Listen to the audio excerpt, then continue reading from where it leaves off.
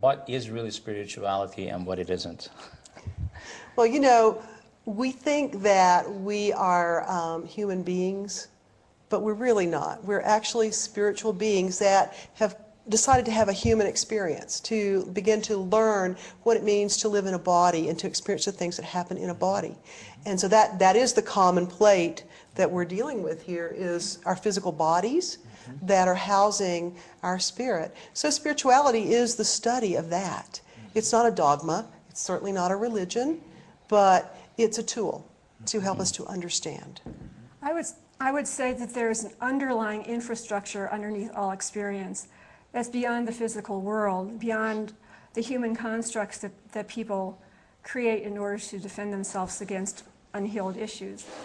And when a person can tap into that, which is in the present moment, it's tapped into a number of different ways, then you start reaching the realm of spirit and spirituality, where there's whole different rules than the way life is normally lived.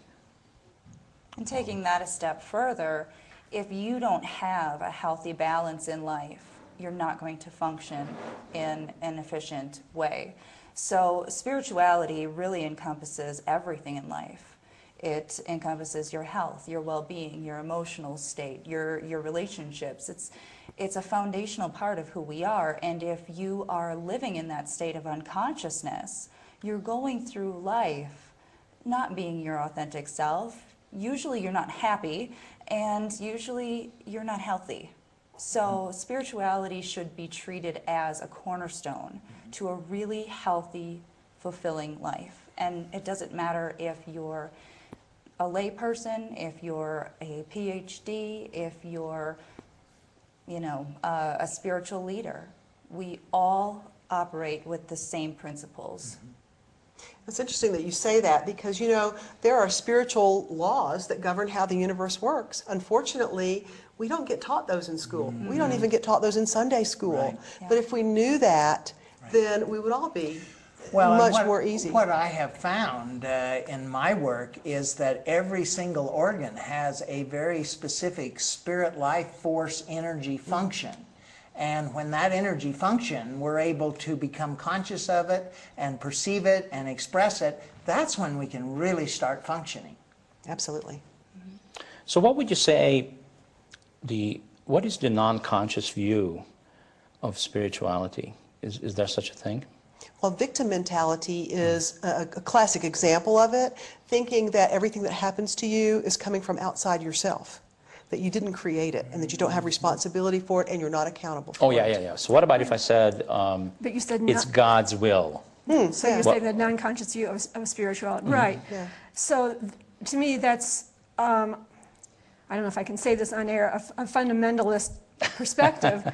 You're saying it. Which means you take some fixed things outside yourself that's saying, this is the truth, it's spelled out, it's static, and you just have to, it's based on actually original sin. It's based on the idea that who we truly are in truth is not good, so that's against truth. If you're against truth, you're really against real spirituality, because the only place to really find spirituality is truth. And the truth is where? The truth is in the present moment. The truth is what you're actually experiencing when you're going past the illusions. Well, that's a big subject. I mean, what blocks truth is our emotional defense systems that defend you against limiting decisions or unhealed issues. So that's a big subject. We can spend a whole... Oh, we will. No worries. It's a favorite subject of mine. Yeah, we will. Yeah.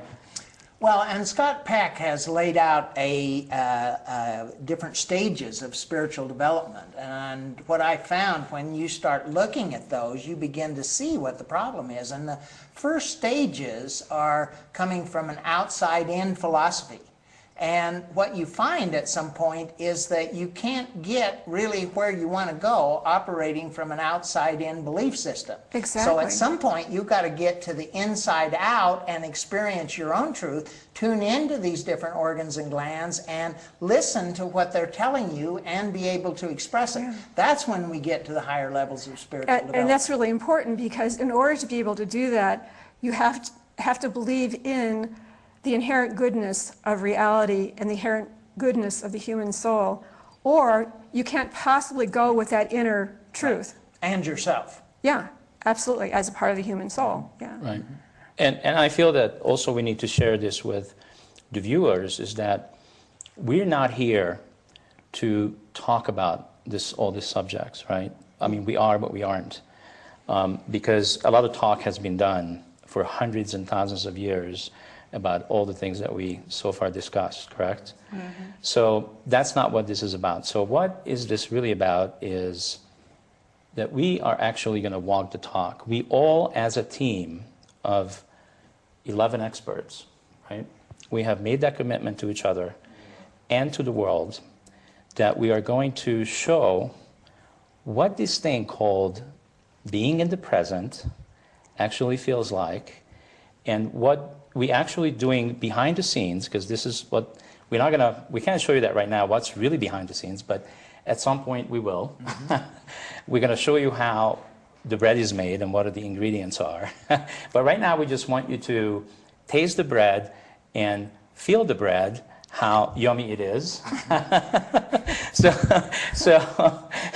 and at some point we will tell you and let you in on what, and it's not a secret at all. A lot of people talk about secrets, so it's not a secret. It's really our human body and how everything works, and that's what Dr. Ellen does so elegantly.